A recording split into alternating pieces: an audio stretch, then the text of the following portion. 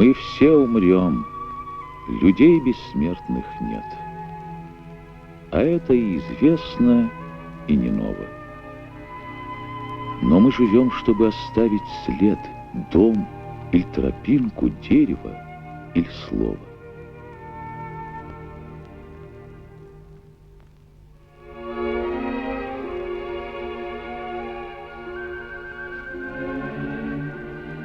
Поэт Гамзат Цадаса, кто вдохнул в тебя силы борца и ум стихотворца? Твоя жизнь? Я рожден от Магомы в несчастливом бедном доме. Обветшалая плита нашу саклю покрывала. Сын Юсупа Магома жизнь окончил на соломе, умер так и не узнав, что такое одеяло. Было мне 7 лет, когда белый свет отец отринул. Умер так и не узнав про нательную рубаху. 6 сестер, старуху мать на меня отец покинул.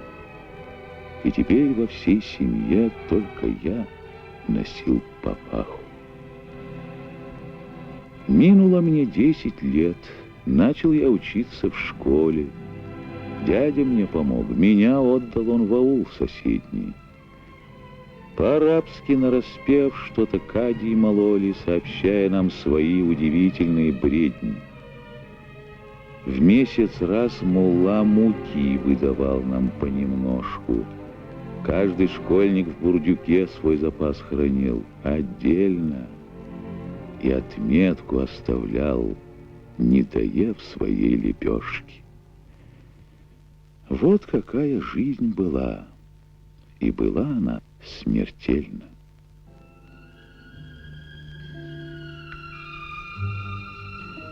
И портреты точны, и скульптуры похожи, но ни в них, ни живых я тебя узнаю. В старике Чабане, в каждом горце прохожем, вижу взор твой и вижу улыбку твою. Так говорит твой сын Расул, и так думают те, кто знал тепло твоей ладони.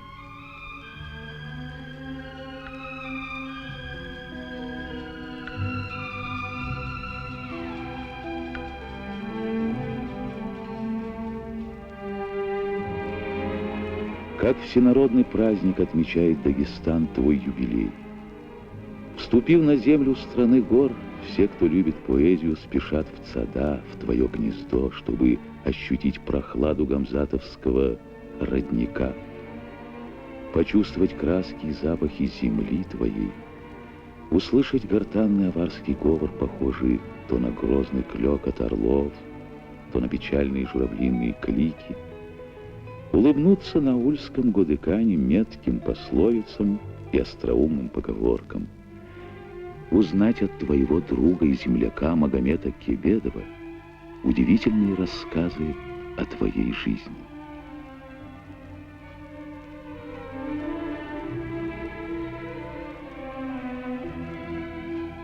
Мне посчастливилось быть личным другом и литературным секретарем Гамзата Цадасы. У меня сохранился в памяти его своеобразный голос, его мягкие жесты, его лукавая улыбка, его чудесные стихи, полные юмора и едкой иронии. В течение многих лет мы были рядом, я был свидетелем рождения его стихов.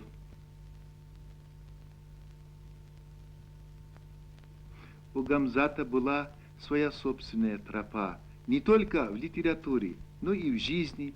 По этой тропе Гамзат ежедневно ходил на работу в Хунзах и обратно. Тропа поэта. Что ожидало тебя на ней, Гамзат? Судьба аварской поэтессы Анхил Марин, которой богачи зашили рот за свободолюбивые песни? Судьба кумыкского поэта Ирчи Казака, сосланного в Сибирь и потом тайно убитого? Судьба лезгинского поэта Саида Качхурского, которому выкололи глаза за смелые стихи? Судьба даргинского поэта Батырая, умершего в нищете? Ты сам выбрал себе эту тропу, потому что не мог смириться с несправедливостью мул, с жадностью богачей, с обездоленностью бедняков. Сложен был водоворот событий гражданской войны в Дагестане. Твое слово для многих становится путеводной звездой. Это хорошо понимали враги революции. Белый полковник князь Алиханов просит тебя сочинить стихи, призывающие горскую бедноту не обращать оружие против единоверцев и выступить против большевиков. Ты отказываешься. Псом, которого не заманишь на хинкал, называют тебя враги. Красной армии бойцы разогнали мироедов. Банды белых разбрелись, нашего свинца отведав.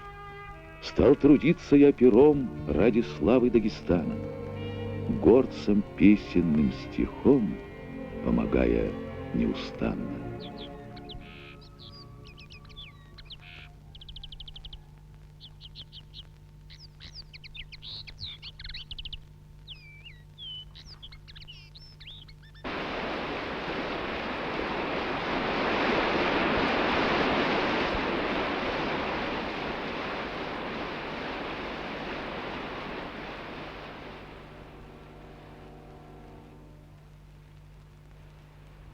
В годы советской власти я применил свой жанр сатиры к воспеванию новой советской жизни.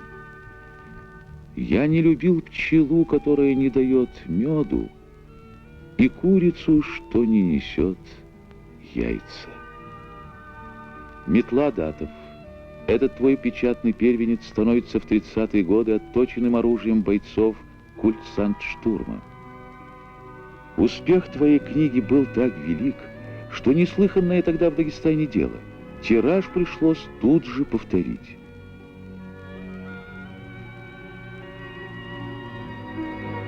Первый съезд писателей Дагестана. Он стал для тебя большой радостью.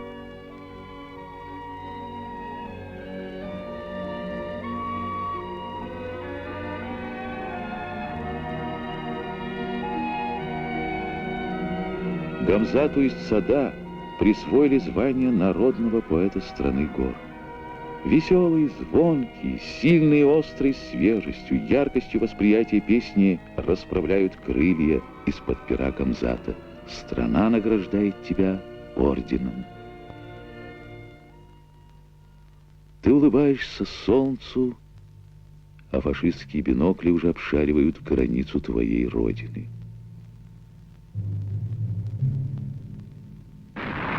Война. Она ворвалась в нашу жизнь, как смерч.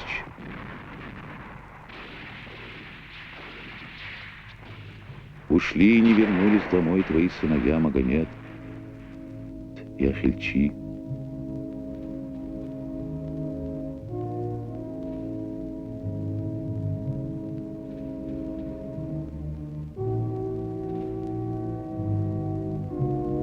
Твое поэтическое слово стало для одних призывом, для других напутствием, для третьих утешением. Оно звучит со страниц газет и на антифашистских митингах.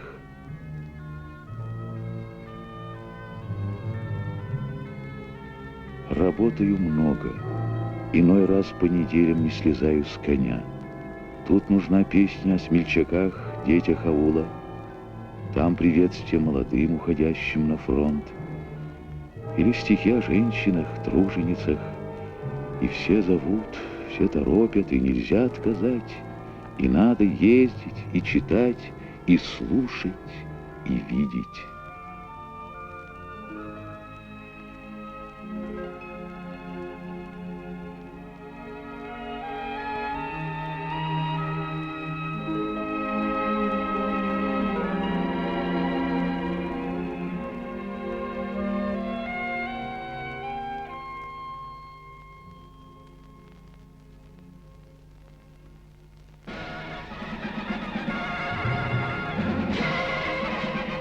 Первая всесоюзная конференция сторонников мира в Москве. Держать в руке удобней серп и молот, чем шпагу или винтовочный приклад. с этими словами ты приехал на нее. И чтобы понять смысл твоих стихов уральскому сказочнику Бажову, не нужен был перевод. Переводчиком становится израненное войной сердце. Поистине золотых вершин творчества достигает твоя тропа. В аварской литературе ты первый драматург и первый детский поэт, первый сатирик и первый исследователь фольклора.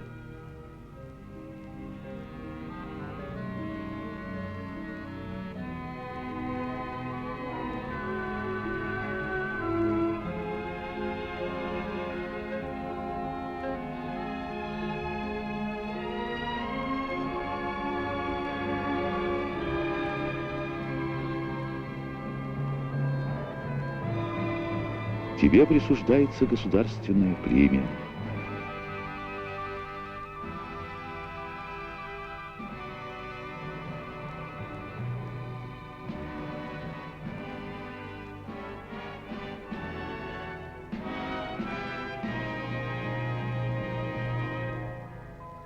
Твои басни и сказки становятся крылатыми выражениями.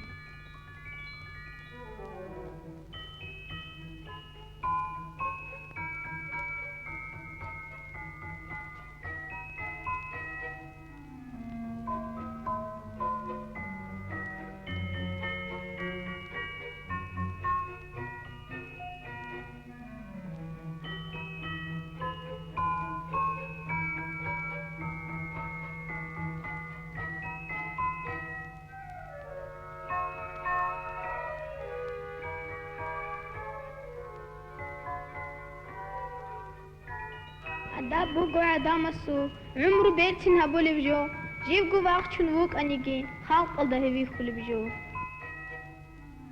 Высокой крыши белая коза ругала волка серого в глаза. Волк рассмеялся козью брань услышав. Отважно так не ты, коза, а крыша. Сошлись однажды под горой приятельницы две лисицы. Сказала первая второй: мне нравится твой мех, открой всю правду, он из-за границы. На юношу смотрю не без надежды и говорю ему сегодня снова: пусть нрав твой будет краше, чем одежды, дела твои значительнее слова. На рынках закон существует издревле: чем больше товара, тем стоит дешевле. Товар и талант меж собою не схожи. Таланта чем больше, тем стоит дороже. Наступит сплетня нам на пятки, с кем-то дружбу рвем мы вдруг, забыв, что и хороший друг порой имеет недостатки. Директор издательства «Современник» Юрий Прокушев сказал: только поэты, чья жизнь неотделима от жизни народа, только поэты высокого прозрения, высокой мудрости, высокого гражданского долга, поэты, для которых прошлое, настоящее и будущее, их родина едина и нераздельна. Наконец, только поэты, для которых судьба другого народа столь же кровно близка их сердцу, как судьба своего народа, только такие поэты на века остаются в памяти народной, только такие поэты вечны и не поддаются времени, как вечны седые и мудрые горы Кавказа.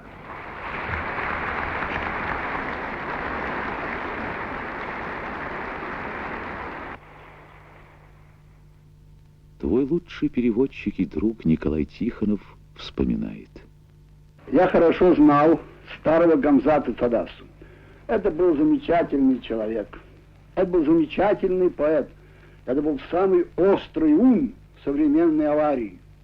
Если брать поэтические вершины Дагестана, то он был самой большой и высокой вершиной. Но это был ум странный. Это был ум сатирика, которого мудрость пришла от народа. Его стихи бичевали все вокруг. Он воевал с невежеством, с неграмотностью, с казнократством, с корыстью. Он бил своим стихом, как бичом, сатиры настоящий. Но за ним стояла громадная мудрость. Он был очень мудрый, интересный старик, который негодовал неслыханно против того векового, накопившегося царства темноты, которым в этих всех ущельях Дагестана было наполнено. Он хотел, чтобы народ вышел к свету, чтобы он все эти препоны уничтожил, чтобы он, так сказать, чувствовал себя, наконец, свободным, независимым, так сказать. И в этом плане он был великолепен. Но, конечно, это его удручало, что ему приходилось выступать все время вот таким судьей, как говорится, этого темного царства прошлого, что выступать таким, понимаете, обвинителем, понимаете ли, и испытывать, конечно, большое чувство радости от того, что он победитель в этом, так сказать, новом мире. Но у него была одна мечта. И эту мечту он однажды рассказал. Это было в Хунзахе. Как-то разговаривали мы, значит, с ним, и он сказал такую вещь. Вот у меня есть одна мечта.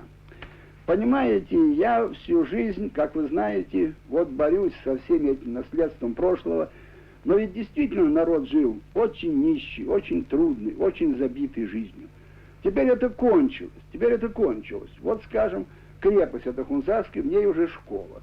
Видите, уже в крепости школа. Крепости нам не нужны, школы нам нужны. И вся наша жизнь стала большой школой. Но школа школой, но все-таки надо бороться и с этими остатками прошлого. Вот я и боролся. И, конечно, я уже для этой новой жизни, которая пришла, я не такой певец.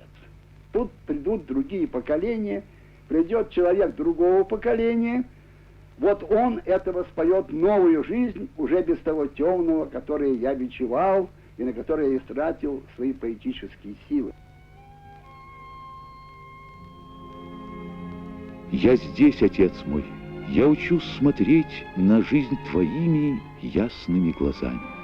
Еще в детстве на крыше Сакли отец любил мне читать свои стихи, и я помню их до сих пор. А потом я сам, средний сын Гамзата Цадасан, начал свои стихи писать. И я подписал так же, как отец, Цадаса.